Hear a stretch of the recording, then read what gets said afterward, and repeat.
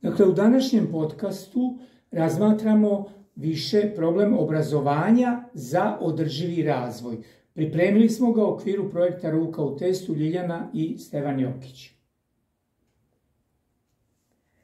Pa onda, šta bi mogli da kažemo, šta je to održivi razvoj? Definiciju održivog razvoja možemo da damo onu koja je data u okviru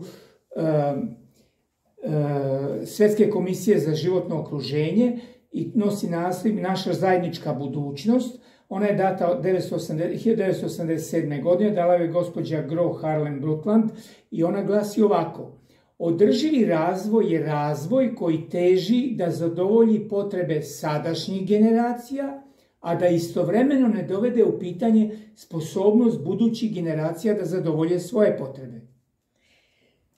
Koje su karakteristike održivog razvoja? Dakle, kod održivog razvoja imamo 3 osnovna stuba, čine ga ekonomija, životno okruženje i društvo.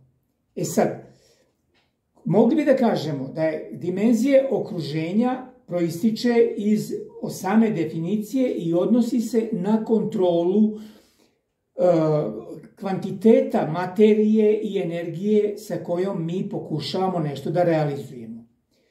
Drugo, ekonomska dimenzija govori o ekonomiji koja predstavlja najsavršeniju društvenu nauku u pogledu primene matematike.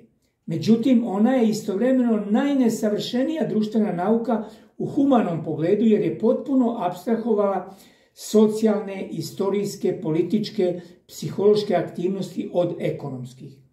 I imamo društvenu dimenziju koja kao i ekonomska proističe iz ove definicije, a zajedno sa njom se odnosi na zadovoljenje ljudskih potreba. Dakle, neophodno je održati dinamiku razvoja društva. Mi ne možemo sada da stanemo, moramo da se razvijamo u pogledu saznanja, znači u obrazovanju u školi, u institucijama, posebno obrazovnim institucijama, o samoj destrukciji naše biosfere, da vodimo računa u našem društvu, što znači mi moramo da predvidimo više mogućnosti koje će omogućiti da održimo naš razvoj, a istovremeno da ne ugrozimo našu budućnost. Da li možete da navedete definiciju obrazovanja za održivi razvoj? Tu definiciju je dao, uzet ćemo onu koju je dao UNESCO i ona podrazumeva, dakle, obrazovanje koje omogućuje svakom ljudskom biću da stekne znanja, veštine, stavove i vrednosti neophodne za oblikovanje održive budućnosti. Dakle, ako nešto danas radimo, da to bude tako da ne ugrozi našu budućnost. Mi možemo još da damo sljedeći zaključak, sljedeće napomene u vezu obrazovanja za održivi razvoj. Da u školi i uopšte u društvu je potrebno shvatiti da imamo neku vrstu geofizičke sile, znači čovjek nekontrolisano emituje ugljen dioksid, razara ozonski sloj, sa tim se mora prekinuti. Dalje, savremena poljoprivreda koja je potrebna, a imamo sve veći broj stanovnika na planeti Zemlji, nije moguća, a da ne koristimo podzemne izdanske vode. A ako nastavimo da ugrožavamo i da zagađujemo životno okruženje, mi time zagađujemo i te podzemne vode.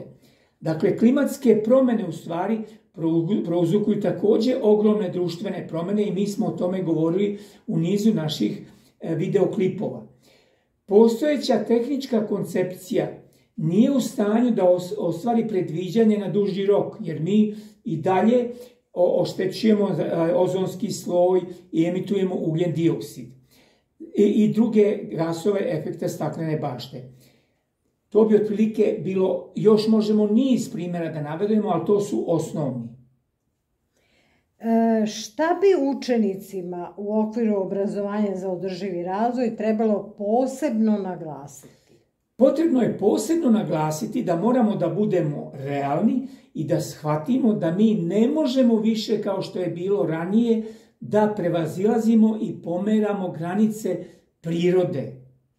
Drugim rečima, moramo da poštujemo duboku ekologiju, koja u prvi plan stavlja prirodu, pa zatim sve ostalo.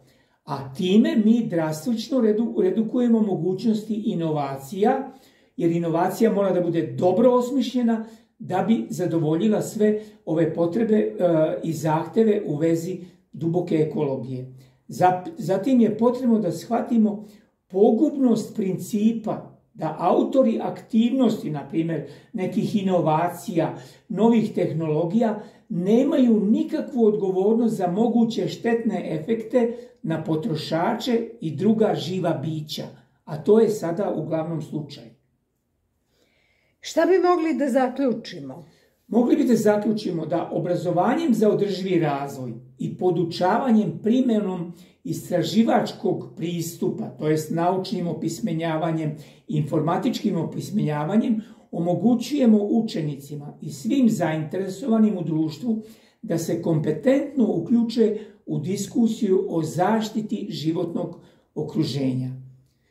Mi smo zato i dali resurse na koje možemo sada da podsjetimo, analizirajući sliku koju smo dali u uvodu ovog videoklipa. Znači da se malo detaljnije zadržimo na ovoj slici. Dakle, na toj slici smo mi dali flyer koji govori o evropskom projektu Sustain, u kome je učestvovalo 11 zemalja i jedna od tih zemalja je bila i Srbija.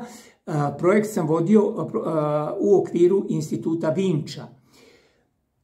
Mi smo u okviru tog projekta, da bi podržali nastavnike u procesu obrazovanja za održivi razvoj, dali 3 knjige. To su Energija, Hrana i Svakodnevni objekti.